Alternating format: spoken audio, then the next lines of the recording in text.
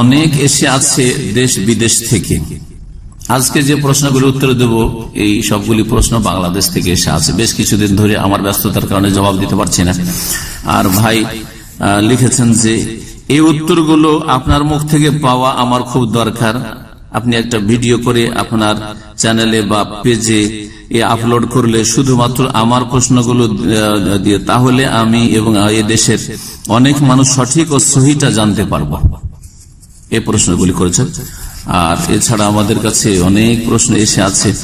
তো এই প্রশ্নগুলি ইনশাআল্লাহ তাআলা মাঝে মাঝে ধারাবাহিক উত্তর দেওয়ার চেষ্টা করব। আশা করি আপনাদের অনেক উপকার হবে। এছাড়াও যদি কারো প্রশ্ন থাকে, এক ভাই এসেছিলেন প্রশ্ন করার জন্য আমার অফিসে, যদি থাকেন তো আপনার প্রশ্নগুলি আপনি রেডি করেন, প্রশ্ন লিখিত দিয়ে দিলে ভালো, লিখে দিয়ে দেন তাহলে সবচেয়ে ভালো। প্রশ্ন অনেকগুলি রয়েছে, আমার কাছে প্রায় 20টা প্রশ্ন আছে, দেখি কতটা জবাব দেওয়া যায় সংক্ষেপ করে। বলছেন আমাদের এই ভাইয়ের নাম হচ্ছে হাবিব ওসিম। বলছেন আমি কিছু সঠিক জিনিস জানার জন্য আপনাকে বিরক্ত করলাম। আমার নাম হাবিব ওসিম, বাংলাদেশ থেকে। 1 নম্বর প্রশ্ন, নবীজির পিতা মাতা কি জান্নাতি না জাহান্নামী? নবীর পিতা মাতা কি মুসলিম ছিলেন? তারা কি কবর থেকে উঠে ইসলাম গ্রহণ করেছিলেন এবং পরে আবার মারা গেছেন? অনেক বক্তা, বড় বড় আলেম তারা বলে নবীজি জানতেন না তার বাবা মা জান্নাতি। পরে এটা অনেক আলেমরা প্রমাণ করেছেন। নবী সাল্লাল্লাহু আলাইহি ওয়াসাল্লাম জানতেন না, পরে আলেমরা কি করেছেন? প্রমাণ করেছেন যে নবীর বাবা মা জান্নাতি, অথচ নবী সাল্লাল্লাহু আলাইহি ওয়াসাল্লাম জানতেন না। তাহলে দ্বীন শরীয়ত আসলো কার মাধ্যমে? সঠিক দিন আমাদের কাছে এসেছে একমাত্র কার মাধ্যমে? রাসূলুল্লাহ সাল্লাল্লাহু আলাইহি ওয়াসাল্লামের মাধ্যমে। কার কাছ থেকে? আল্লাহর পক্ষ থেকে। নবী হচ্ছেন মুবাল্লিগ, ইয়া আইয়ুহান নাবিয়্যু বাল্লিগ মা উনজিলা ইলাইকা মির রাব্বিক। নবী সাল্লাল্লাহু আলাইহি ওয়াসাল্লামকে আল্লাহ পৌঁছাবার দায়িত্ব দিয়েছেন, আর আল্লাহ হচ্ছেন এই দ্বীনের বিধিবিধান দাতা। তিনি যা নাজিল করেছেন জিবরিল মারফত নবী করিম সাল্লাল্লাহু আলাইহি ওয়াসাল্লামের কাছে, তাই না? নবী সাল্লাল্লাহু আলাইহি ওয়াসাল্লাম ছাড়া যদি অন্য কোন মাধ্যম দিয়ে আলেমরা জেনে নেয়, তাহলে বোঝা গেল সেই মাধ্যমটা শরীয়ত সম্মত না। সেটা একটাই মাধ্যম হইতে পারে, সেটা হচ্ছে শয়তানি মাধ্যম হইতে পারে। কারণ শরিয়া এসছে কার মাধ্যমে? আকীদা হোক, ইবাদত হোক, হালাল হোক, হারাম হোক, নবী সাল্লাল্লাহু আলাইহি ওয়াসাল্লাম ছাড়া অন্য কোন মাধ্যম দিয়ে নেওয়ার কোন উপায় নেই। স্বপ্ন যোগে পেয়েছি চলবে? হ্যাঁ, আমাদের মুরব্বীরা বলেছেন, বুজুর্গানরা বলেছেন চলবে? তাহলে তো শরীয়ত রচনার অধিকার আল্লাহ ছাড়া আরো বহু ব্যক্তিকে দিয়ে দিলেন আপনি। হ্যাঁ, এই রাস্তা নেই। একমাত্র ওমা আতাকুম রাসূলু ফাখুযুহু, রাসূল সাল্লাল্লাহু আলাইহি ওয়াসাল্লামের মাধ্যমে নিতে হবে আপনাকে। দলিল পেশ করতে হয়, কোরআনের আয়াত নয়, নবী সাল্লাল্লাহু আলাইহি ওয়াসাল্লামের হাদিস। এটি ছিল 4 ইমামের তরিকা, ইমাম আবু হানিফা, শাফি, মালিক, আহমদ রাহিমাহুল্লাহ, তাদের তরিকা। জি, এবং সমস্ত আইম্মা কেরাম, উলামা কেরামদের তরিকা, যুগে যুগে যারা কোরআন শোনার আলেম। তো বলছিলাম, এখন উত্তর বলি। আর তার সাথে সাথে বলছেন যে আরো কাছাকাছি আরো প্রশ্ন করেছে, উত্তর দিয়ে একটা করে বলছেন, নবীজির পিতা মাতা কি জান্নাতি না জাহান্নামী? নবী সাল্লাল্লাহু আলাইহি ওয়াসাল্লামের পিতা মাতা জান্নাতি না জাহান্নামী, এটা যদি নাও জানি আমরা, কোনো ক্ষতি হবে না।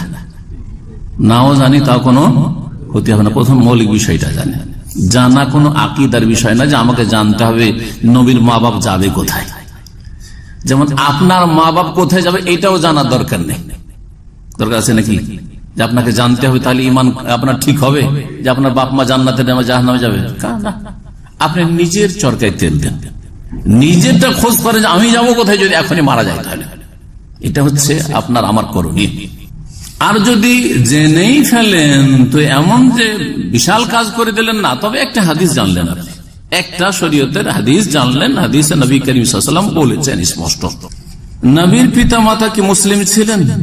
যদি নবীর পিতা মাতা মুসলিম থাকবে তাহলে জান্নাতে না জাহান্নামে? হ্যাঁ, এইসব প্রশ্ন কেন উঠবে, তাই না? তারপরে আপনাদের তো জানাই আছে যে নবী করিম সাল্লাল্লাহু আলাইহি ওয়াসাল্লামের জন্মের কতদিন পরে বাপ মারা গেছে? জন্মের আগেই মারা গেছে। মায়ের পেটে তখনই, চোখে দেখার কোনো সুযোগই হয়নি, তাই না? তো বাপ তো আগেই মারা গেল, ভূমিষ্ঠ হওয়ার আগে। তারপরে মা মাত্র 6 বছর বয়স। নবী সাল্লাল্লাহু আলাইহি ওয়াসাল্লাম নবী হলেন কখন? 40 বছর বয়সে। তো তারা মুসলিম কি করে হবে? ইসলামের ওহী আসলো 40 বছর বয়সে, তাহলে এরা মুসলিম কি করে হইল? বুঝা গেছে? তখন কি ইসলাম ছিল নাকি? না, ইসলাম ছিল না। মক্কার লোকের ধর্ম বা মদিনার লোকদের ধর্ম কি ছিল? মূর্তি পূজা করা। কোরাইশ বংশের ধর্মকর্ম কি ছিল? মূর্তি পূজা করা। কাবার চারিদিকে 360 মূর্তির পূজা করত। আব্দুল মুত্তালিব দাদা কাবার মোতাওয়াল্লি, তারা সবাই এর সমর্থক এবং সবাই মূর্তি পূজক।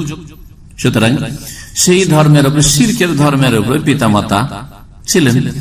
তারা কি কবর থেকে উঠে ইসলাম গ্রহণ করেছিলেন? না, জাল কথা। যারা বলবে হ্যাঁ বেদাতি মোল্লাদের হুজুরদের বক্তব্য এটা, এই বক্তারা বলে যে নবী সাল্লাল্লাহু আলাইহি সাল্লাম যখন নবী হলেন 40 বছর বয়সে, তখন কবর থেকে উঠানো হলো বাপ মাকে। আসলেন, আসার পরে কলমা পড়লেন বা কলমা পড়াইলেন নবী সাল্লাল্লাহু আলাইহি সাল্লাম, তারপরে আবার কবরে ঢুকে গেলেন। জি, আর মাটি তো দরকার নেই, ওই আগের মাটিতেই চলেছে। জি হ্যাঁ, আউযুবিল্লাহ। এই গোমরাগুলোকে জিজ্ঞেস করবেন যে কোথায় পেলে এসব কথা। এগুলো হচ্ছে শয়তানের ওয়াহি, মিন ওয়াহি শায়তান। এগুলো হচ্ছে শয়তানের ওয়াহি। কারণ কোরআনে কারীমে সূরা আনআম বলেছেন, জি, ওয়া ইন্নাশ শায়াতিন লা ইউহুনা ইলা আউলিয়াইহিম লিউজাদিলুকুম। যদি কোরআন সুন্নাহর ওহীতে না থাকে তো জানতে হবে যে একমাত্র শয়তানের ওহী। আল্লাহ বলছেন যে শয়তানরা ওহী করে তার বন্ধু বান্ধবদের কাছে, মিত্রদের কাছে, যাতে করে তোমাদের সাথে তর্ক বিতর্ক আর ইখতিলাফ করে। দেখেন, তর্ক বিতর্ক আর এই যে ভ্রান্ত আকীদা পেশ করা কোত্থেকে আসলো? শয়তানের ওহী থেকে। শয়তান এসব কুমন্ত্রণা দিয়েছে এবং পরে আবার মারা যান। ভিত্তিহীন কথা, অনেক বড় বক্তারে বলে এইসব কথা। জি, তারপরে বলছেন নবী জানতেন না তার বাবা মা জান্নাতি। হ্যাঁ, পরে এটা অনেক আলেমরা প্রমাণ করেছে। বললাম একটু আগে, যদি নবী জানলেন না তো প্রমাণ করলো কি দিয়ে? নিশ্চয়ই কোরআন হাদিসে প্রমাণ করেনি। কি দিয়ে প্রমাণ করেছে? জি হ্যাঁ, আল্লাহ হিদায়াত করে দেবে। এর সাথে কাছাকাছি আবার জিজ্ঞেস করছেন নবীজির পিতা মাতা কি জান্নাতি না জাহান্নামী, এই প্রশ্নটা করাও নাকি জায়েজ নাই? কেউ যদি প্রশ্ন করে যে নবীর পিতা মাতা জান্নাতি না জাহান্নামী তো গুনাহগার হবে, এইটাও নাকি করা যাবে না। তাই যদি হইতো তো নবী করিম সাল্লাল্লাহু আলাইহি ওয়াসাল্লাম কি এক সাহাবী এসে জিজ্ঞেস করলেন, ইয়া রাসূলুল্লাহ আইনা আবি, আমার বাবা কোথায়? সহিহ মুসলিমের হাদিস, সহিহ মুসলিমের 302 নম্বর হাদিস। আইনা আবি, আমার পিতা কোথায়? তখন নবী করিম সাল্লাল্লাহু আলাইহি ওয়াসাল্লাম বললেন যে ইন্না আবাকা ফিন্নার, তোমার বাবা তো কুফর অবস্থায় মারা গেছে, জাহান্নামে গেছে। ওই অবস্থায় মারা গেছে, ইসলাম কবুল করার আগে জাহান্নামে। তখন তাহার উপর শোকের ছায়া নেমে আসল, মনটা ভারী হয়ে গেল, বড়ই দুঃখিত। তখন তাকে সান্ত্বনা দেওয়ার জন্য চলে যাচ্ছে লোকটা দুঃখিত অবস্থায়। নবী সাল্লাল্লাহু আলাইহি ওয়াসাল্লাম ডাকলেন, দাআহু, ডাকলেন। আকার পরে বললেন যে শোনো, ইন্না আবি ওয়া আবাকা ফিন্নার, নিশ্চয়ই আমার পিতা আর তোমার পিতা উভয়ে জাহান্নামে, উভয়ে জাহান্নামে। এই প্রশ্নটা করা তাহলে জায়েজ না জায়েজ নয়? যদি না জায়েজ হইতো তো ওই সাহাবীকে তখনই চমকিয়ে দিতেন, ধমকিয়ে দিতেন যে এই প্রশ্ন করা তোমার ঠিক হয়নি, খবরদার আর এইসব প্রশ্ন করবে না। হ্যাঁ, এই প্রশ্ন করবে না। কারো সম্পর্কে প্রশ্ন, কে কোথায় গেছে গেছে। যাই হোক, নবী সাল্লাল্লাহু আলাইহি ওয়াসাল্লামের কাছে ওহী হয়তো ওই অবস্থায় বাপের কথা জিজ্ঞেস, নিজের বাপের কথা জিজ্ঞেস ওই সাহাবী করলো, আর নবী করিম সাল্লাল্লাহু আলাইহি ওয়াসাল্লাম জবাব দিয়ে দিলেন। কিন্তু এখন কাউকে এই জিজ্ঞাসা করা যাবে না, কারণ কারো কাছে গায়েব জানার কোনো উপায় নেই। নবী সাল্লাল্লাহু আলাইহি ওয়াসাল্লামের কাছে ওহী আসছে। তারপরে এই প্রশ্ন করলে নবীজি নাকি কষ্ট পায়, এগুলোর কোনো দলিল নেই। এই প্রশ্ন করলে নবীজি কষ্ট পাবে, তো নবী সাল্লাল্লাহু আলাইহি ওয়াসাল্লাম নিজেই তো বললেন, এই কষ্টদায়ক কথা তো নিজেই বলেছেন, ইন্না আবি ওয়া আবাকা। এটা তো বাপের ক্ষেত্রে হলো। মায়ের ক্ষেত্রে কি বলবেন? হাদিস ওটাও সহিহ মুসলিম আছে। নবী করিম সাল্লাল্লাহু আলাইহি ওয়াসাল্লাম মদিনা থেকে মক্কার পথে ছিলেন। আবওয়া নামক স্থানে যখন পৌঁছলেন, ওখানে মায়ের কবর হয়েছিল। কারণ মদিনা থেকে বেরিয়ে আসার পথে ওখানে আত্মীয়দের বাড়িতে আসছে, আর ওই অবস্থায় অসুস্থ হয়ে মারা যান। নবী সাল্লাল্লাহু আলাইহি ওয়াসাল্লাম সাথে ছিলেন ছোট কালে। বলছেন নবী সাল্লাল্লাহু আলাইহি ওয়াসাল্লাম যে আবওয়াতে যখন পৌঁছলাম, ইস্তাযানতু রাব্বি আন আযুরা কবরা উম্মি, আমি আমার রবের কাছে অনুমতি চাইলাম যে আমার মায়ের কবরটা একটু দেখি। আযুরা মানে ভিজিট করি, দেখি, জিয়ারত করা। আবার আমাদের বাঙালি জাতির মধ্যে জিয়ারত মানে কি? কবর জিয়ারতে গেছিলাম, মানে ওখানে গিয়ে দোয়া করলে কবর জিয়ারত হলো। আর যদি কবরস্থান থেকে ফিরে চলে আসে, ও কবর জিয়ারত করলো না কিছু, তাই না? তো এই যে আপনাদের ফ্যামিলি, অনেকের ফ্যামিলি জিয়ারাতে আসছে, মানে কি সৌদি আরবে, হ্যাঁ, দোয়া করার জন্য আসছেন। জিয়ারা মানে কি? আরবিতে জিয়ারা মানে কি হয়? হ্যাঁ, ভিজিট করা, সাক্ষাৎ করা। জিয়ারা বলা হয় সাক্ষাৎ করা বা ভিজিট করা। জি। তো নবী সাল্লাল্লাহু আলাইহি ওয়াসাল্লাম প্রথম দেখার অনুমতি চাইলেন, আন আজুরা কবরা উম্মি, আমার মায়ের কবরটা দেখবো, জিয়ারা কর, ভিজিট করবো।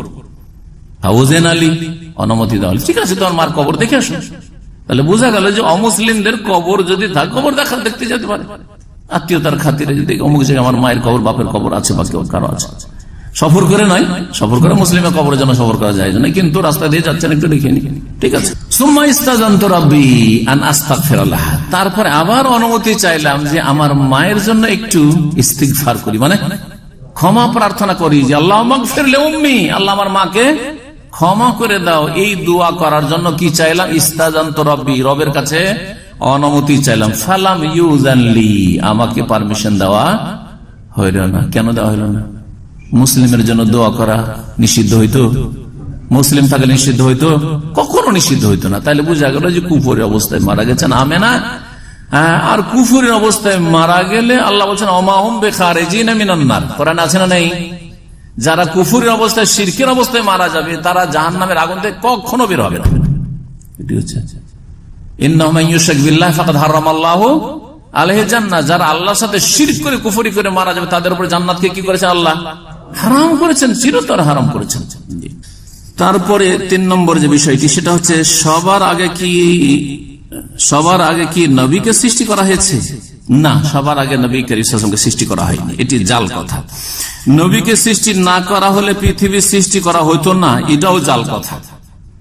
লাউলা কালামা খালাকুল আফলাক, হে নবী তুমি না হইলে আসমান জমিন কিছু সৃষ্টি হতো না, এটি হচ্ছে জাল হাদিস, মিথ্যা হাদিস, মওযু।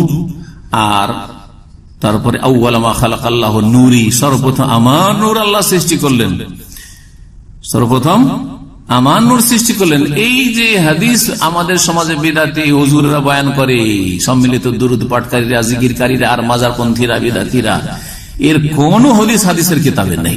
একমাত্র বেদাতি মিলাদ করা কিতাব ছাড়া, মৌলুদের কিতাব ছাড়া কোন হাদিসের কিতাবে নেই। আউয়ালা মা খালাকাল্লাহু নূরি। তারপরে এটা যে জাল, এটা একবারে স্পষ্ট, ওয়াকুল্লুল খালায়েক মিন নূরি, তার 3টা বাক্য আছে এই জাল হাদিসটাতে। কি আছে? 3টা সেন্টেন্স। একটা হচ্ছে আউয়ালা মা খালাকাল্লাহু নূরি, সর্বপ্রথম আল্লাহ আমার নূর পয়দা করলেন। ওয়াকুল্লুল খালায়েক মিন নূর, আর তারপরে সমস্ত সৃষ্টিকে আল্লাহ পয়দা করলেন আমার নূর দিয়ে। সমস্ত সৃষ্টি যখন নবীর নূর দিয়ে পয়দা হইল, আর নবী কিসের? নূরের। তাহলে সমস্ত সৃষ্টি নূরের হইল কি হইল না? শুধু মানুষ না আর মুসলিম না, সমস্ত সৃষ্টি কিসের পয়দা হয়ে গেল? নূরে। গাছ পালা, পাহাড় পর্বত সবকিছু কিসের? নূরের পয়দা। তাহলে নবী নূরের পয়দা কেন বলছেন? বলেন যে সবই নূরের পয়দা, তাই না? ও আনা মিন নূরিল্লাহ, আমি কিসের? তৃতীয় জুমলা, তৃতীয় সেন্টেন্স, আমি আল্লাহর নূরের। আমি কুফরি কথা, আমি আল্লাহর নূরের, আল্লাহর অংশ। কেউ যদি বলে আল্লাহর অংশ অন্য কোন সৃষ্টি, তাহলে এটা আল্লাহর সাথে বড় শিরক করা হলো, কুফরি হলো। নুরুল্লাহ বলা যেমন কুফরি, ওই রকমই কুফরি যেমন ইবনুল্লাহ, আল্লাহর পুত্র বলা কুফরি। খ্রিস্টানদের আল্লাহর পুত্র বলা ঈসা আলাইহিস সালামকে যেমন বড় কুফর, ঠিক তেমনি আল্লাহর নূর নবী, এটা বড় কুফর, শিরক। আর যদি বলেন যে না আল্লাহর নূর বলা ঠিক, তাহলে খ্রিস্টানদের আল্লাহর পুত্র বলাই অসুবিধা রেখে কি কথা? আল্লাহর পুত্র আল্লাহর অংশ, আল্লাহর নূর আল্লাহর অংশ, সুতরাং এটি কুফরি আকীদা, শিরকি আকীদা। তারপরে 4 নম্বর প্রশ্ন, 70,000 বছর পর একটা পরপর 70,000 বছর পর পর একটা তারকা উদিত হয়, সেইটা জিবরাইল দেখতো, ওইটা নাকি নবী ছিলেন। 70,000 বছর পর পর একটা করে তারকা উদিত হয় আকাশে, আর সেই তারকাটা জিবরাইল বারবার করে দেখতেই থাকতেন। সেই তারকাটা কি? ওইটাই নবী সাল্লাল্লাহু আলাইহি ওয়াসাল্লাম সৃষ্টি হয়ে তারকা হয়েছে, তারকা ওখান থেকে নেমে এসেছে। জি, জাল কথা, মিথ্যা কথা, বানাওয়াট কথা। জি, তারপরে বলছেন যে এইটা নবীজি নিজে বলে গেছেন, এটা কতটুকু সত্য? একেবারে মিথ্যা কথা। নবী কারীম যদি বলে গিয়ে থাকেন, তো ওই বেদাতি মোল্লাদেরকে বলেন যে কোন হাদিস আছে বলুন, কোন জয়ীফ হাদিস নেই। তারপরে 5 নম্বর প্রশ্ন হচ্ছে নবীর কবরকে রওজা বলা যাবে কি? নবীর কবরকে রওজা বলা একটি বিদআত। রওজা বলা হচ্ছে একটি বিদআত। অতি ভক্তি এগুলো করেছে, অতি ভক্তি এগুলো করেছে। কবরকে আমরা 3 ভাগে ভাগ করেছি। ভারত, বাংলাদেশ, পাকিস্তানের বিদআতীদের লক্ষণ হচ্ছে যে কবর 3 ভাগে বিভক্ত। আপনার বাপ মার কবরকে সারা জীবন কবর বলে বেয়াদবি করতে থাকবেন, ঠিক না? কিন্তু আপনার পীর সাহেবের কবরকে মাজার শরীফ, শুধু মাজারও বলবেন না, মাজার শরীফ। জি হ্যাঁ, শাহজালাল শরীফ, আটরশি শরীফ, আজমের শরীফ, বাগদাদ শরীফ, বলছেন না? বলছেন না? হ্যাঁ, ফুরফুরা শরীফ, সব শরীফ আর শরীফ। জি হ্যাঁ, এই যে শরীফ মাজার, আপনার বাপের চাইতে বেশি আপনি শ্রদ্ধা করলেন কার? পীরে কিবলার। আপনার পীরকে কিবলা বানাই দিলেন আপনি। জি হ্যাঁ, এইগুলো হচ্ছে গুমরাহি। 2টা ভাগ হলো। আর নবী সাল্লাল্লাহু আলাইহি ওয়াসাল্লাম যদি কবর হয় তো তাকে কবর বলা বড় বেয়াদবি। কি বলতে হবে? মাজারও বলা চলবে না, কি বলতে হবে? রওজা শরীফ। রওজা শরীফ জিয়ারতে কোনো গুনাহ থাকে না। ছোটকালে গজল মুখস্থ করেছিল, রওজা শরীফ জিয়ারতে। এ হচ্ছে বিদআত। জি হ্যাঁ, একটা হাদিস যদি বলে যে বলবো, তাহলে বেশি কিছু চাই না, একটা হাদিস চাই। এই একটা হাদিস, আয়াত তো নেই, একটা হাদিস সহি না হলে হাসান হলেও চলবে, জয়ীফ জাল চলবে না। জয়ীফও নেই, জয়ীফও আমার জানার মধ্যে জয়ীফও নেই, মওযু হাদিসও নেই যে নবী সাল্লাল্লাহু আলাইহি ওয়াসাল্লাম কবরকে রওজা বলো, আর পীরদের সুফিদের কবরকে মাজার বলো, আর তারপর সুফিদেরকে, সুফিরা সব বিদআতি, তারপর এদেরকে কি করেছে? এদেরকে কি বলেছে? ওলি বানিয়েছে। তো বিদআতি তো আর ওলি হয় না। ওলি আল্লাহর ওলি হইতে হলে সুন্নতি হইতে হবে, সুন্নতের অনুসারী হইতে হবে। বিষয়টি বড় চিন্তার বিষয় কিন্তু, কারণ তাসাউফ সুফিইজম বিদআত ছাড়া হয় না, এটা সর্বনিম্ন স্তর। আর তারপরে বড় বড় শিরকে লিপ্ত হয়েছে, যার ফলে যারাই এই সুফি ইজমে বিশ্বাসী তারাই কবর মাজার পূজায় লিপ্ত হয়েছে, তারাই কবর মাজার পূজায় লিপ্ত হয়েছে। অথবা কবর মাজার পূজার কাছাকাছি। কবর মাজার পূজা না করলেও মনে করে যে ফাইজ বরকত আসে। কি আসে? বুজরুগানদের কবর থেকে ফাইজ হাসিল হয়। জি, যেটা শিরক, যেটা শিরক। যদি সিজদা নাও করে, 2 ভাগে বিভক্ত এই সুফিরা। পীর মুরিদিতে বিশ্বাসীরা 2 ভাগে বিভক্ত। একদল হচ্ছে যে সরাসরি এই সুফিগুলো, পীরগুলি মারা গেছে তখন কবরগুলিকে মাজার বানিয়ে সিজদা করা শুরু করেছে, তওয়াফ করা শুরু করেছে, আর ওদের কাছ থেকে চাওয়া পাওয়া শুরু করেছে, এদের কাছে ছেলে পাওয়া যায়, রোগের আরোগ্য ইত্যাদি বড় শিরকে লিপ্ত হয়েছে। আর আরেক দল আছে লুকিয়ে লুকিয়ে শিরক করে, গোপনে শিরক করে। তারা মনে করে যে ওলিয়া উলিয়া গোস কুতুবরা অসাধারণ ক্ষমতা রাখে, আর বড়ই তারা মোবারক মানুষ ছিলেন, সুতরাং তাদের কবর থেকে তাদের ইন্তেকাল তো বলে না, তাদের দুনিয়া থেকে চলে যাওয়ার পরে কি হয়? ফয়েজ বরকত আসতে থাকে। হ্যাঁ, হুজুর পাকের মাজারে গিয়েছিলাম কিসের জন্য? ফয়েজ হাসিলের জন্য। জীবিত অবস্থায় ফয়েজে বিশ্বাসী, আর মরে গেল কবর থেকে ফয়েজ আসতে থাকে, যার ফলে তাদের বড় বড় মাদ্রাসাগুলিতে ভ্রান্ত ধারণা তাদের ছাত্রদের রয়েছে যে বড় বড় মুশকিল মাসলা মাসাইল কিতাব যদি বুঝতে না পারে তো মাজারের কাছে গিয়ে ভিড় ভাড় করে। পরীক্ষার দিনে ভিড় ভাড় কবরস্থানে দেখা যায়। জি হ্যাঁ, কবরস্থানে দেখা যায়। 2টি দল বিদআতি। আর কোরআনের ভাষায়, সূরা নূরের ভাষায় বলতে হলে বলতে হয় যুলুমাতুন বাযুহা ফাওকা বায, যুলুমাতুন বাযুহা ফাওকা বায। সবগুলি অন্ধকারাচ্ছন্ন, তাই এক অন্ধকার আর এক অন্ধকারের চাইতে বেশি গভীর। কথা বুঝতে পেরেছেন? সবগুলি বিদআত, কিন্তু বিদআতের আবার মেলা স্তর আছে। যুলুমাত সবগুলি অন্ধকার, এক অন্ধকার আর এক অন্ধকারের চাইতে একবারে গভীর অন্ধকার। এ হচ্ছে বিদআতের অন্ধকার। সুতরাং সব কবরকে কবর বলবেন। কি বলবেন? সব কবরকে কবর বলবে। নবী করিম সাল্লাল্লাহু আলাইহি সাল্লামের সাহাবায়ে কেরাম আর বিবিগণ চাইতে বেশি এহতেরামকে বুঝে নাকি, শ্রদ্ধা সম্মান বুঝে নাকি? নবী সাল্লাল্লাহু কবরকে কি বলেছেন তারা?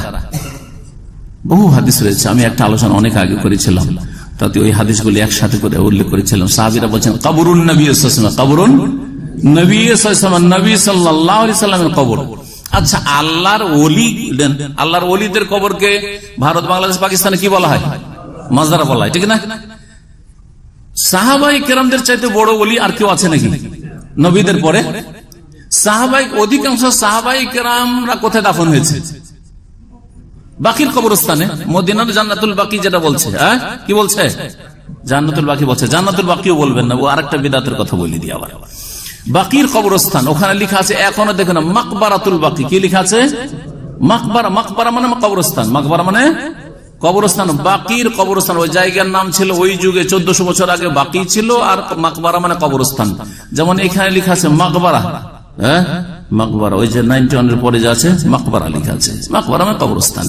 মাকবারাতুল বাকি। তাহলে আল্লাহর সবচেয়ে বড় ওলিরা আম্বিয়া রাসূলগণের পরে কোথায় শুয়ে আছেন? তাদের দাফন কোথায়? বাকির কবরস্থানে। বোঝা গেছে কিনা? বাকির কবরস্থানকে মাজার কেন লিখলো না এখানে? মাকবারা কেন লিখা আছে?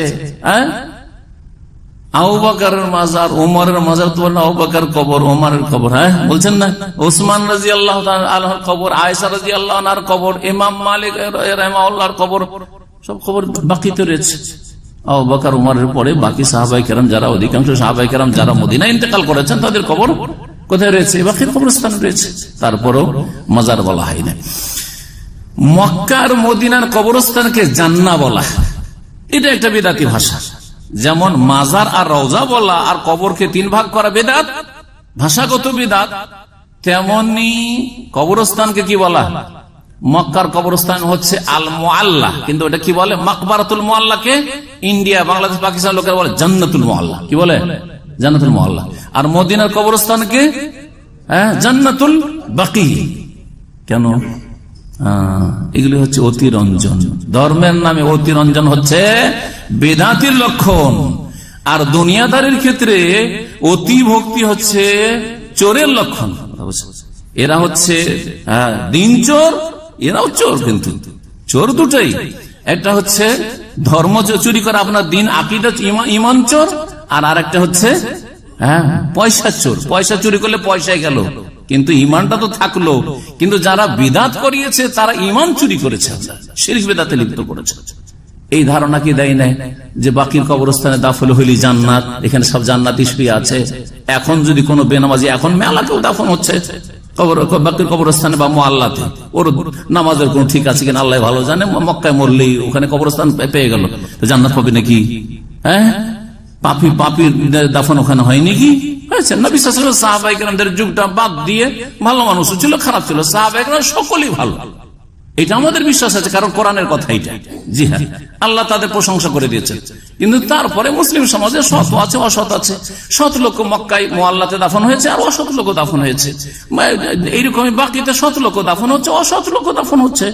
হ্যাঁ, সুতরাং জান্নাতুল মুআল্লা, জান্নাতুল বাকি বলা মানে এখানে দাফন হইলে জান্নাত, এটা একটা ভ্রান্ত ধারণা। তারপরে আরো মজার কথা, 6 নম্বর প্রশ্ন, সৌদির মাটিতে নাকি কবর আযাব নেই? এতদিন শুনেছিলাম মক্কা মদিনাতে কবর আযাব নেই, এখন সৌদির মাটিতে। তাহলে দাম্মামও যদি মারা যেতে পারে তো কবর আযাব নেই, এসব মিথ্যা কথা। জি হ্যাঁ, সৌদির মাটিতে আবু জাহাল আবু লাহাব আছে, আর আবু জাহাল আবু লাহাব এদেরকে তো ইয়ে করা হয়নি, কি বলছে, ও হিন্দুদের মতো আগুনে পোড়ানো হয়নি, এদের তো দাফনই করা হয়েছে। বোঝা গেছে কিনা? জি, আব্দুল্লাহ বিন উবাই মুনাফিককে মদিনায় দাফন করা হয়েছে। মদিনায় দাফন করা হয়েছে সবচেয়ে বড় মুনাফিক এই উম্মতের, যে সর্বনিম্ন স্তরে থাকে, ইন্নাল মুনাফিকিনা ফি দারকিল আসফালি মিনান নার, ওর কবর মদিনায়। জি হ্যাঁ, সুতরাং কোথাকার মাটি পেলেন, কোথায় কবর পেলেন, এটা জান্নাতে নিয়ে যাবে না। জান্নাতে নিয়ে যাবে ইন্নাল্লাযীনা আমানু ওয়া আমিলুস সালিহাতি কানাত লাহুম জান্নাতুল ফিরদাউসি নুজুলা। জি হ্যাঁ। তারপরে 7 নম্বর প্রশ্ন করছেন, নবীর চুল, জামা, পাগড়ি, হ্যাঁ মোবারক আর অনেক কিছু নেটে পাওয়া যায়, এগুলো কি আসলে আছে? জি হ্যাঁ। কেমন করে জানবেন? কোন সূত্রে আপনি জানবেন? আমরা জানবো যে এটা নবী সাল্লাল্লাহু আলাইহি ওয়াসাল্লামেরই চাদর, এটা নবী সাল্লাল্লাহু আলাইহি ওয়াসাল্লামেরই চুল, হ্যাঁ এই 1400 বছরে। কি করে সব কথা বিশ্বাস করছেন? শরীয়ত থেকে বলা হয়েছে যে তোমাকে যে কোনো লোক বলুক এটা নবীর চুল, বা বিশ্বাস করে না, সত্যতা লাগে না। নবী সাল্লাল্লাহু আলাইহি ওয়াসাল্লামের হাদিস বললে সনদ বলো, এতে জয়ীফ না সহি, ঠিক না বেঠিক যাচাই করতে হবে। আর একটা লোক চুল বলে দিল, একটা লোক বলে দিল যে এটা হচ্ছে নবী সাল্লাল্লাহু আলাইহি ওয়াসাল্লামের পাগড়ি, এটা হচ্ছে নবী সাল্লাল্লাহু আলাইহি ওয়াসাল্লামের অমুক আর তমুক, আর বিশ্বাস করে নিলেন না। এই ক্ষেত্রে অনেক জালিয়াতি চলছে, এটা ধর্ম ব্যবসা, এটা একটা ধর্ম ব্যবসা। সুতরাং সাবধানী সব বিশ্বাস করে। আর এসব বিশ্বাস আপনাকে না এগিয়ে দেবে, আর বিশ্বাস না করলে না আপনাকে পিছিয়ে দেবে। অর্থাৎ যদি বিশ্বাস করে এটা নবীর চুল মোবারক, তাহলে জান্নাত পেয়ে যাবেন না, কিচ্ছু পাবেন না। চুল ধুয়ে ধুয়ে রাত দিন যদি পানি খান তবু জান্নাত পাবেন না। হ্যাঁ, তবে সাহাবাই কেরামরা নবী করিম সাল্লাল্লাহু আলাইহি ওয়াসাল্লাম পরিত্যক্ত বস্তু থেকে তাবারুক হাসিল করেছে, এটা ঠিক। কিন্তু তখন চোখের সামনে জানতেন যে অমুক সাহাবী অথবা অমুক সাহাবী মহিলা, তার কাছে নবী সাল্লাল্লাহু আলাইহি ওয়াসাল্লামের চুলগুলি আছে, নিশ্চিত তারা জানতেন।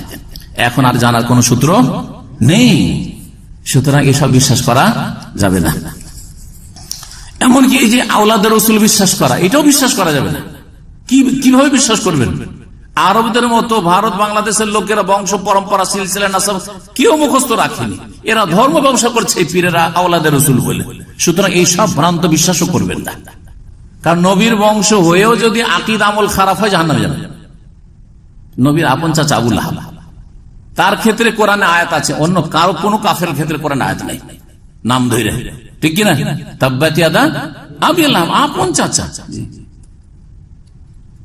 সুতরাং এই বংশীয় মর্যাদা কোনো কাজে ইসলামে আসবে না। আসলে আমল ইমান কাজে আসবে। জয়ীফ হাদিস কি আমলযোগ্য? জয়ীফ যদি হাদিস হয় না আমলযোগ্য নয়, তবে হালকা যদি দুর্বল হয়, হালকা জয়ীফ আর তার সমর্থক হাদিস রয়েছে, সেই ক্ষেত্রে সেগুলির ক্ষেত্রে ওলামারা বলেছেন তাও আমল করার কথা নাই, সেটা দ্বীনের মূলনীতি দ্বারা প্রমাণিত, তাহলে সেগুলি পেশ করা যেতে পারে যে এই দ্বীনের মৌলিক বিষয়টির সমর্থন বা সাপোর্ট পাচ্ছি এই হালকা জয়ীফ হাদিসগুলির পরস্পর সমর্থনে।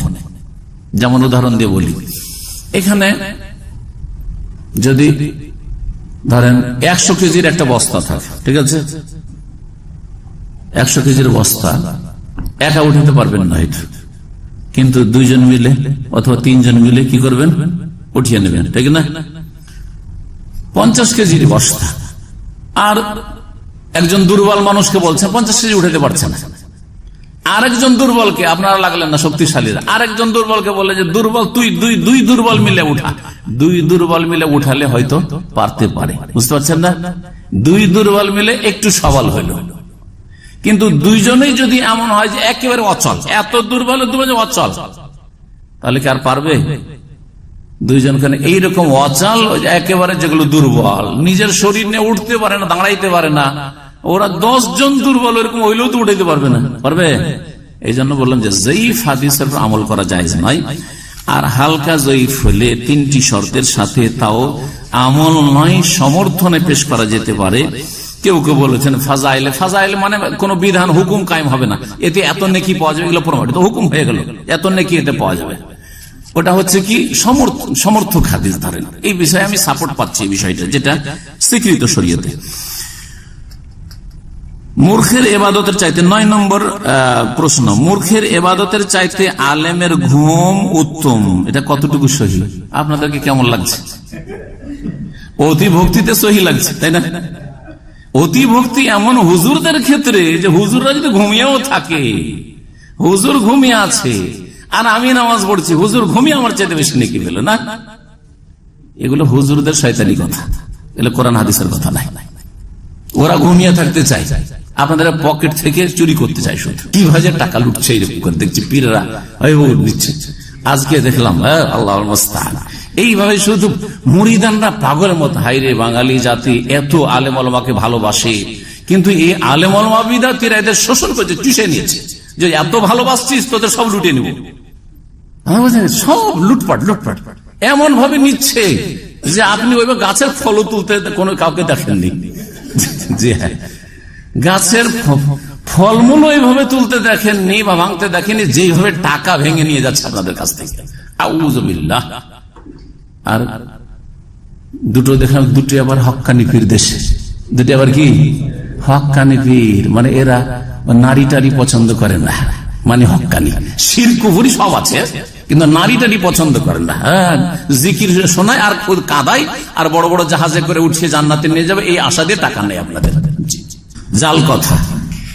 মূর্খ সারা রাত নামাজ পড়বে আর আলেম সাহেব হুজুরজি ঘুমাবে আর ও ঘুমিয়ে ঘুমিয়ে নাকি পেয়ে যাবে, এগুলো জাল কথা। আমরা যদি সব ব্যক্তি পূজা পছন্দ করতাম তো এইসব তারিফ সাপোর্ট করে দিলে তো আমরাও তো ভাগ পেতাম, রে ভাই, ভাগ পেতাম না? আমাদের সম্পর্কে তো ওইরকম আপনারা ভক্তি করতেন, কিন্তু আমরা তো জাহান্নামে যাব না, ওদের মতো জাহান্নামে যেতে চাই না, খেয়ানত করে আপনাদেরকে ধোঁকা দিয়ে। জি। 10 নম্বর প্রশ্ন, নামাজ জান্নাতের চাবি কাঠি, এটা কতটুকু সহি? এই হাদিসটি তিরমিজিতে আছে, মুসনাদ আহমদে আছে, কিন্তু হাদিসটি জয়ীফ, দুর্বল। হাদিসটি হচ্ছে দুর্বল।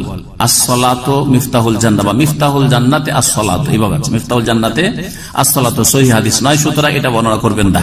বরং মিফতাহুস সালাতে আত-তুহুর, নামাজের চাবি হচ্ছে কি? ওযু বা গোসল না থাকলে, জি, এগুলো বলা হয়েছে। আর জান্নাতের চাবি আরেকটা হাদিস আছে সহিহ, সেটা হচ্ছে জান্নাতের চাবি হচ্ছে লা ইলাহা ইল্লাল্লাহ। জান্নাতের চাবি হচ্ছে লা ইলাহা ইল্লাল্লাহ। আর এই লা ইলাহা ইল্লাল্লাহর দাঁত লাগবে, শুধু লা ইলাহা দিয়ে জান্নাত যাওয়া যাবে না। যেমন চাবির দাঁত আছে, দাঁতগুলি যদি ঠিক তালার ভিতরে গিয়ে না ফিট হয়, খাপে খাপে না বেড়ে, তো কিন্তু তালা খুলবে না, ঠিক কিনা? ঠিক তেমনি এই চাবির দাঁত আছে, একটি দাঁত হচ্ছে গুরুত্বপূর্ণ দাঁত হচ্ছে 5 ওয়াক্ত নামাজ, আরেকটা হচ্ছে যাকাত, আরেকটা হচ্ছে রোজা সিয়াম, আরেকটা হচ্ছে হজ, আরেকটা হচ্ছে হিজাব পর্দা, আরেকটা হচ্ছে হালাল খাওয়া, আরেকটা হচ্ছে হারাম থেকে বেঁচে থাকা, ইত্যাদি ইত্যাদি, আরেকটা হচ্ছে আখলাক, চরিত্র ইত্যাদি। এগুলি হচ্ছে ওই চাবির দাঁত।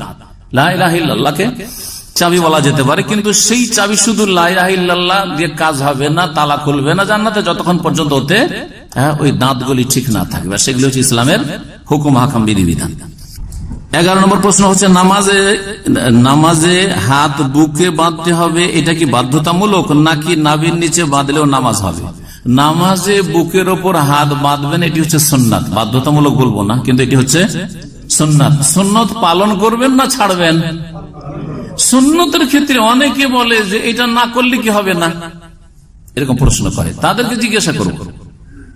যেমন গত 2 দিন আগে আমেরিকা থেকে নিউ ইয়র্কে এক মসজিদের ইমাম ও বলেছে যে জালসা ইস্তেরাহাত, ওই যে 1 রাকাত পড়ে একটু বৈঠক, হালকা বৈঠক দিয়ে উঠা। আর কেউ কি করে, সাথে সাথে সেজদা থেকে উঠে যায়, ঠিক কিনা? তো ওই যে হালকা বৈঠক দিয়ে উঠা, যেটা ইমাম শাফি রাহমাতুল্লাহ আলাইহি মাযহাবে রয়েছে, তারপরে আহলে হাদিস ওলামারা করে, সহিহ বুখারীতে হাদিস আছে। সবচেয়ে বড় কথা, কার কি ফতোয়া আর কার মাযহাব এটা দেখার বিষয় না, সহিহ বুখারীতে আছে যে নবী সাল্লাল্লাহু আলাইহি ওয়াসাল্লাম এই জালসা ইস্তেরাহাত বৈঠকটা করতেন। তো ওই ইমাম সাহেব গিয়েছে বার্মিজ, মানে বার্মাইয়া, মক্কা থেকে গিয়েছে। তো বার্মার তো বুঝেন যে ওদের একটা মাযহাবী লাগাম লাগানো আছে, তো ওখানে গেলেও পুরোপুরি লাগাম মুক্ত হইতে পারেনি, হয়তো ওখানে গিয়ে বলেছে ও করে না। তখন ওখানকার লোকেরা, সহিহ আকীদা সহিহ আমলের লোক বলছে যে আপনি এই জলসা ইস্তেরাহাত বৈঠকটা করেন না কেন? বলছে যে এটা না করলে অসুবিধা নেই, করা সুন্নাহ, কিন্তু না করলে অসুবিধা নেই, বা এই ধরনের কোনো কথা বলেছে। আমি বলছি যে এই না করলে অসুবিধা নেই, সুন্নত করলে অসুবিধাটা কি? যারা সুন্নতকে ত্যাগ করে তারা এইটা কেন বয়ান করে যে বুকের উপর হাত বাঁধা সুন্নত, তো না করলে অসুবিধা নেই, তো করলে অসুবিধাটা কি? বুঝছেন আমার যুক্তিটা? সুন্নতটা করলে ভালো না ছাড়লে ভালো? তো ভালোটা করলে অসুবিধাটা কি? মন্দটা কেন করতে চাইছে? কোন লাগামটা লাগানো আছে? মযহাবী গোঁড়ামির লাগাম লাগানো আছে? কথা বুঝছেন না আমার? এই প্রশ্ন কেন উঠে? এটা না করলে হবে না, ওইটা না করলে হবে না। আরে না করলে কি গুনাহ হবে? করলে কি হবে? করলে যখন সুন্নাত তখন নেকি বেশি আছে, তো বেশি নেকিটা বাদ দিয়ে আপনি কেন ওই রিস্কে যাবেন যেটাতে গুনার সম্ভাবনা রয়েছে? অথবা গুনাহ নাই হোক কিন্তু নেকি পেলেন না, কেন যাবেন? বুকের হাত বাঁধা হচ্ছে উত্তম সুন্নাত। এই মর্মে আমার একটা আলোচনা আছে, 4টি হাদিস আল্লামা আলবানী সহিহ বলেছেন। নাভির নিচে হাত বাঁধা হাদিস যঈফ, আর হাত ছেড়ে নামাজ পড়া ভিত্তিহীন মালিকি মাযহাবের। কিন্তু সুন্নাত কেউ যদি ছেড়ে দেয়, হাত ছেড়েও পড়ে, নামাজ হবে না বলবো। নাভির নিচে কেন, যদি হাত ছেড়েও কেউ নামাজ পড়ে তো নামাজ হবে না, এই কথা বলবো না, কিন্তু সেই সুন্নতের নেকি থেকে মাহরুম থাকলো। তারপরে সে 1-2বার হাত ছেড়ে দিল, সেটা আলাদা কথা, কিন্তু ও হাত সবসময় সারা জীবনটা নামাজ পড়লো কি করে? হাত ছেড়ে দে, তাহলে কি নবী সাল্লাল্লাহু আলাইহি ওয়াসাল্লাম নাফরমানি করলো না? সাল্লু কামা রাআইতুমুনি ওয়াসাল্লি, আমাকে যেইভাবে নামাজ পড়তে দেখলে সেইভাবে নামাজ পড়ো। নবী সাল্লাল্লাহু আলাইহি ওয়াসাল্লাম তো জীবনেও হাত ছেড়ে নামাজ পড়েন নাই। হ্যাঁ, তো কেন আপনি নবী সাল্লাল্লাহু আলাইহি ওয়াসাল্লামের আদর্শ থেকে আপনি মুখ টানার চেষ্টা করছেন যে এইটা করা কি বাধ্যতামূলক, এটা না করলে কি হবে না? এই প্রশ্ন একজন ভালো মুসলিম যে সুন্নত ভক্ত, নবী ভক্ত, সে কখনো করতে পারে না। 12 নম্বর প্রশ্ন, রাফিল ইয়াদাইন দেয়া কি বাধ্যতামূলক? হ্যাঁ, ওইটা ওইরকম। রাফুল ইয়াদাইন সুন্নাত। রাফিল ইয়াদাইন হচ্ছে 2 হাত ওঠানো তাকবীরে তাহরিমার সময়, রুকুতে যাওয়ার সময়, রুকুতে ওঠার সময়, এবং প্রথম তাশাহুদ থেকে, 2 তাশাহুদ বিশিষ্ট নামাজে প্রথম তাশাহুদ থেকে উঠে, এই 4টি জায়গায় এ রাফুল ইয়াদাইন সুন্নাহ। যদি কেউ না করে নেকি কমবে, গুনাহ হবে না, ঠিক আছে, কিন্তু আপনি গুনাহ হবে না সেই জন্য করবেন না আর নেকি থেকে বঞ্চিত হবেন, এটা কেমন আপনার ইসলামের দাবি? কেমন আপনার ইসলামের দাবি? নবী সাল্লাল্লাহু আলাইহি ওয়াসাল্লামের নামাজের মতো নামাজ পড়তে চান না। 13 নম্বর প্রশ্ন, আল্লাহর নামের আলাদা আলাদা ফজিলত নেটে পাওয়া যায়, এটা কি সঠিক? আল্লাহর নামের প্রত্যেকটির ফজিলত, এটা এই ফজিলত, এটা ওর ফজিলত, এগুলি সব জাল কথা, সব হচ্ছে জাল কথা, একটিও সহি নয়, একটিও সহি নয় আমার জানা মতে। যদি কেউ বলে সহি তো বলুক যে এটার ফজিলত রয়েছে, এটার ফজিলত রয়েছে। আস-সাত্তার, আরে আস-সাত্তার নামটি আমাদের দেশে খুব মশহুর। সাত্তার নাম কোন হাদিসে আল্লাহর নাম প্রমাণ করুক? হ্যাঁ, বরং হাদিসে সিত্তির তো আছে, ইন্না রাব্বাকুম হাইয়্যুন কারীমুন সিত্তিরুন, এইভাবে আছে। এমন এমন নাম আমাদের সমাজে আছে যেই নামগুলি হাদিস দ্বারাও প্রমাণিত না, আর এক একটার ফজিলত বয়ান করছে। ঠিক আছে, গাফফার আছে, গাফুর আছে, কিন্তু গাফফারের এই ফজিলত, রাজ্জাকের এই ফজিলত, এতবার পড়লে রিজিকে বরকত হবে, এতবার পড়লে এই হবে, এগুলি সব জাল, এগুলি হচ্ছে মন গড়া বানানো বিদআত। আল্লাহর সবগুলি নামের ফজিলত রয়েছে, আল্লাহর সবগুলি নামের কি রয়েছে? ফজিলত রয়েছে, কিন্তু নাম, আল্লাহর নাম জপার জন্য না, এটাও শুনে রাখেন, এটাও বিদআত। আল্লাহর নাম যদি শুধু জপতে থাকেন, ইয়া আল্লাহ, ইয়া রহমান, ইয়া রহিম, ইয়া মালিক, ইয়া কুদ্দুস, ছোটকালে আমরা কায়দা বাগদাদি মুখস্থ করেছি, এই সিরিয়াল আছে, হ্যাঁ, এইরকম করাটা, এইটা কোন সওয়াবের কাজ না, ভালো করে শুনে রাখেন, বরং বিদআতি তরিকা। এটা কি তরিকা? বেদাতি তরিকা। সাহাবায়ে কেরাম করেননি, রাসূলুল্লাহ সাল্লাল্লাহু আলাইহি ওয়াসাল্লাম এইভাবে করেন নাই, ভালো করে শুনুন। তারপর এটা আবু হানিফা, শাফি, মালিক, আহমদ করেছেন। কেউ প্রমাণ করুক যে আবু হানিফা রাহিমাহুল্লাহ তার মাযহাবে আল্লাহ, ইয়া রহমান, ইয়া রহিম, ইয়া কুদ্দুস এই করেছেন, প্রমাণ করুক। কি ভালো করে ঠান্ডা মেজাজে শোনেন আর মুখস্থ করেন আর দলিল খুঁজেন। চোখ খুলতে বলছি, আমার কথা অন্ধভাবে মানা জরুরি নাই, কিন্তু আমার কথা আপনার অন্তরে যখন আঘাত করবে তখন হকটা আপনাকে তলাশ করতে হবে, না হলে জাহান্নামে যেতে হবে। সোজা কথা বলছি। আমার কথা যদি হক হয় আর শুনলেন না, পরোয়া করলেন না, আর হকও পেলেন না, তাহলে অবশ্যই আপনি গুমরাহে মরবেন। আর আমার কথা যদি ভুল হয় তো ভুল প্রমাণ করে দিয়ে মানুষকে সতর্ক করে দিবেন, অসুবিধা নেই, কিন্তু দলিল দিয়ে প্রমাণ করতে হবে। তার সাথে সাথে যেমন এটা বিদআত, এইভাবে আল্লাহ, ইয়া রহমান জপা, আল্লাহর নাম জপা, ঠিকই তেমনি এটি হচ্ছে বেয়াদবি। এটি হচ্ছে কি? বেয়াদবি। এটা বুঝে আপনাকে, আমার উদাহরণ দিয়ে বুঝে। আমাকে যদি আপনি 10 বার না 3 বার বলেন ইয়া শেখ, ইয়া শেখ, ইয়া শেখ, আদব না বেয়াদব?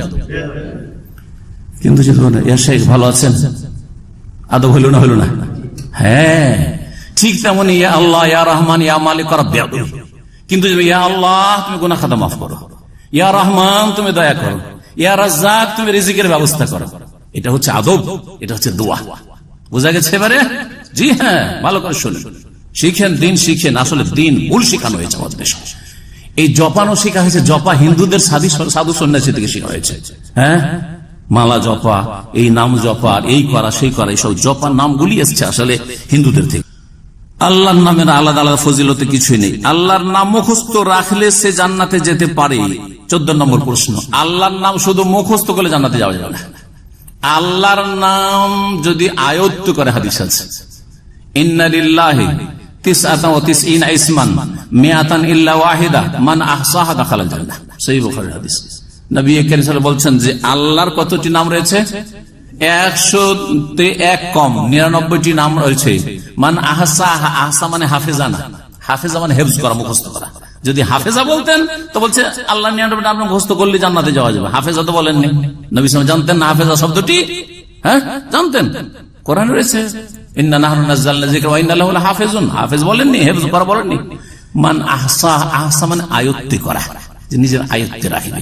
এই আয়ত্তে রাখা কি? আয়ত্তে রাখা 1 নম্বর, নামগুলি জানেন যে এগুলো আল্লাহর নাম, সিরিয়ালি 99টা মুখস্থ করতে হবে জরুরি নয়, কিন্তু আপনার সামনে আসলে আপনি বুঝতে পারবেন এটা আল্লাহর নাম। কার নাম এটা? আল্লাহর নাম। জি হ্যাঁ, এহসাস, আয়ত্তে রাখা। এর অর্থ বুঝা, রহমান মানে কি, রাজ্জাক মানে কি, আর গাফফার মানে কি, বোঝা গেছে না? আর করিম মানে কি, মান্নান মানে কি জানা, অর্থ বুঝলেন। তারপরে সেগুলির মাধ্যমে দোয়া করা, সেগুলির মাধ্যমে কি করা? দোয়া করা। সেগুলির বাস্তবায়ন করা, সেগুলির কি করা? বাস্তবায়ন করা। 4টি কথা বললাম। আয়াত, এই নামগুলো কি কি করা? জানা যে এগুলো আল্লাহর নাম, এগুলো কি আল্লাহর নাম, এর অর্থ জানা।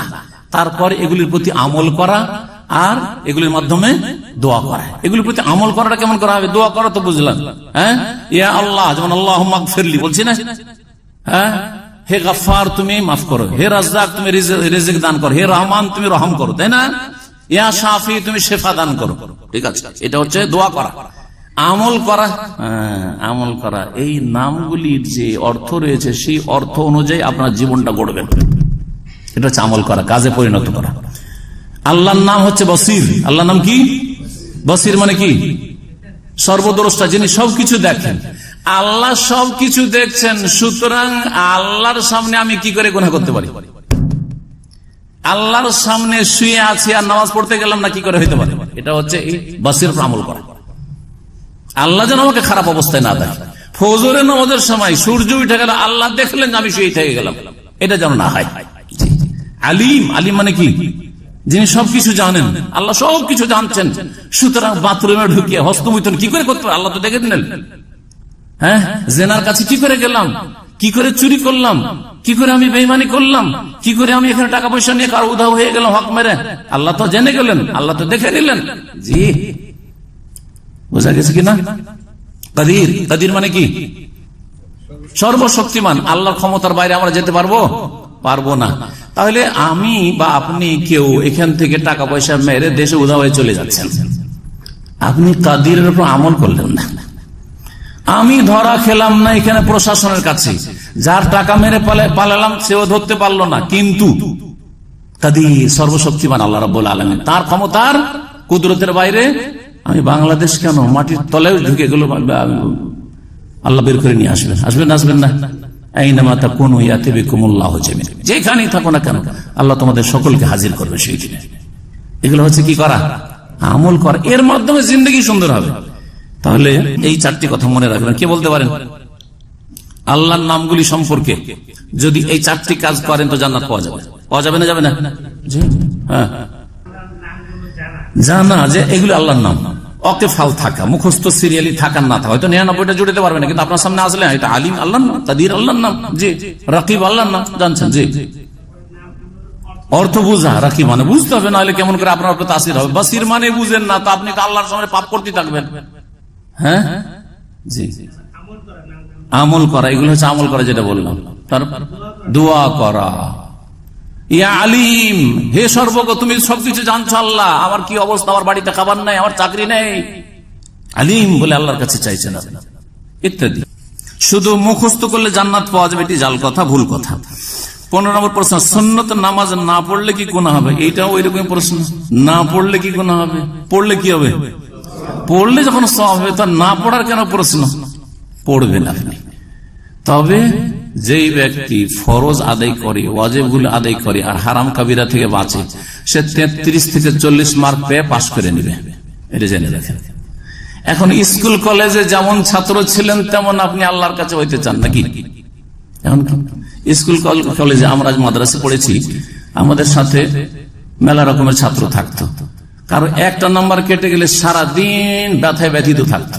একটা নম্বর 100-তে 1 কমে গেছে, বোঝা গেছে? এমনও ভালো ছাত্র ছিল।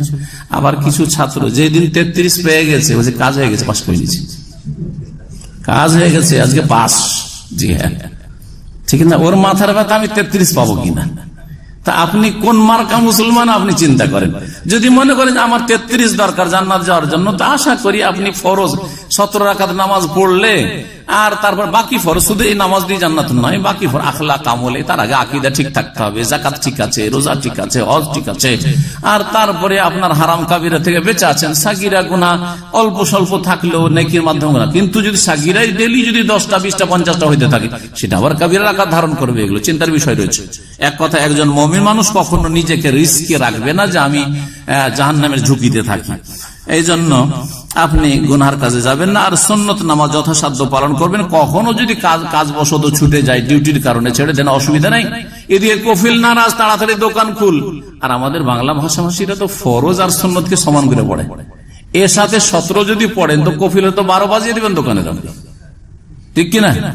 সবার দোকানপাটে কাস্টমার এসে সব কিনে নিয়ে চলে গেল, আর আপনি এখানে 17 রাকাত পড়তে আছেন। তো কফিলের টাইমে পড়বেন, আপনার নিজের টাইমে পড়েন।